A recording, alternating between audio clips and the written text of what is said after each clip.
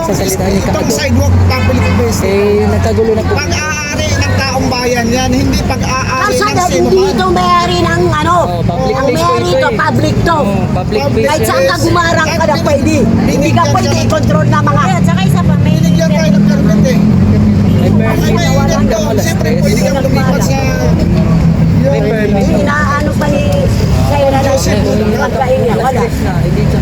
Kusa nang umalis. Magis na. Kusa nang umalis. Siyempre, ikaw daw ang tayboy.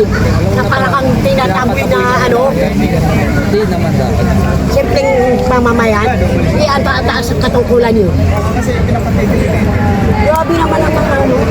ginagawa tayong ano eh. Pinapatigil daw nila. Ginagawa tayong puppet eh, yung robot. Ang dami robot! Eh, nakakagulo din po. Ang dami robot. Hindi kasi pinalilipat-lipat kasi tayo eh. Pagpatuloy pa natin ito. Eh, meron Kaya nga, hindi ka nagpapabad sa init eh. Ano ba tayo Kaya nagpapabad nga sa doon init? nga dito, walang init. Dito tayo salita ko. Ito nga po kasi, Kaya ko pinapagod kaya mga yan. public place, at merong offer, Saan ba pwede maglagi? Baka doon magpinasulan mo.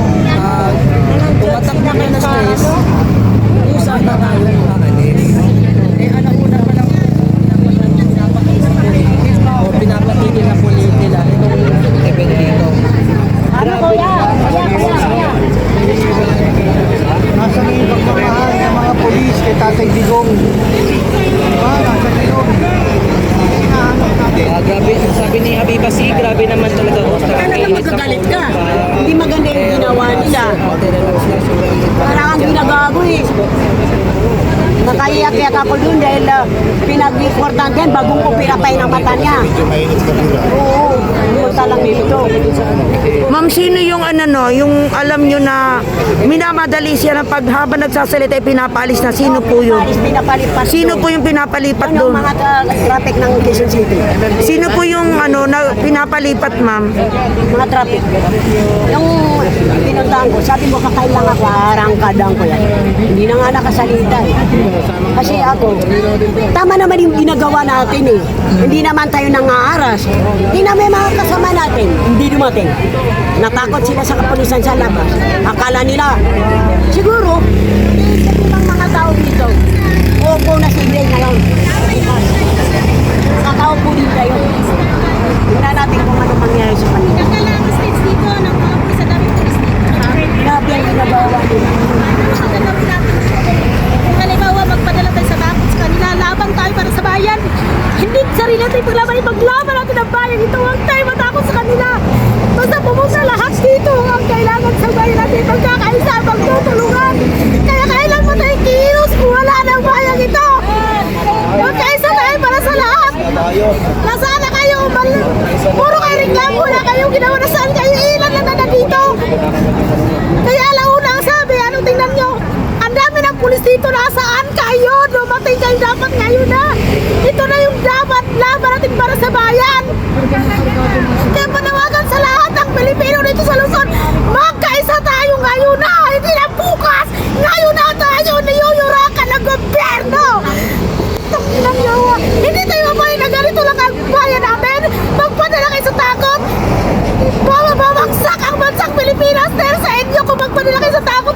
Lumaban tayo ng patas, hindi ganito na gawin nila ka tayong namatakot sa kanila. Nakita nyo bang pulis dito nakapaligid sa amin? Hindi kami alis dito hanggat hindi kayo dumating kayo magkaisa tayo magtulungan dito para sa bayan. Hindi na magandang administrasyon ito. Niyuyurakan yan. Ano ng mga taong bayan? Paano na tayo kung hindi kayo makipag-isa makipagtulungan? Inaantay namin kayo rito. Kailan pa ba tayo maglakas ng loob? Wala na, tayo na lang, ilan na tayo. Tayong mga Duterte supporters lang ang dawang ko ipaglaban sa bayan ito. Sobra lang ginagawa sa atin. Hindi na makatao. Ilang taon pa mga tayo natin ang ganito. Hindi na pwede, ngayon pala lumaban na tayo kung ano kailangan natin. Magtulungan tayo. FJF! Lumaban tayo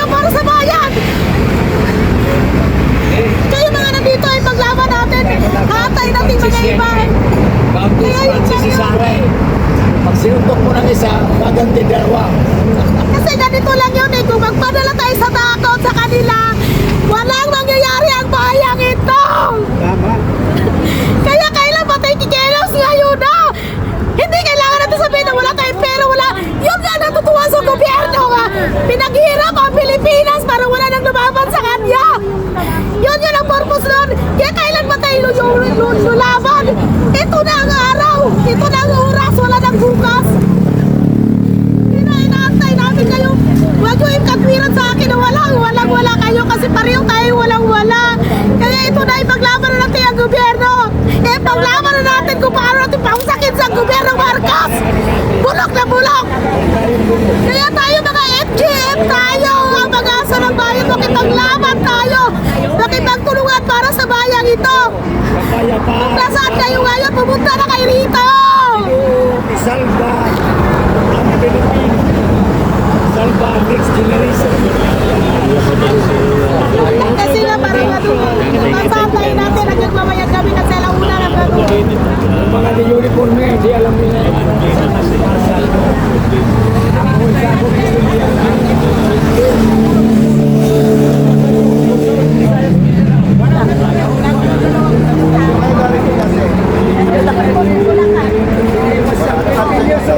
Wala na raw, sabi nila wala, hindi na tuloy. Sabi nung nagtitinda ng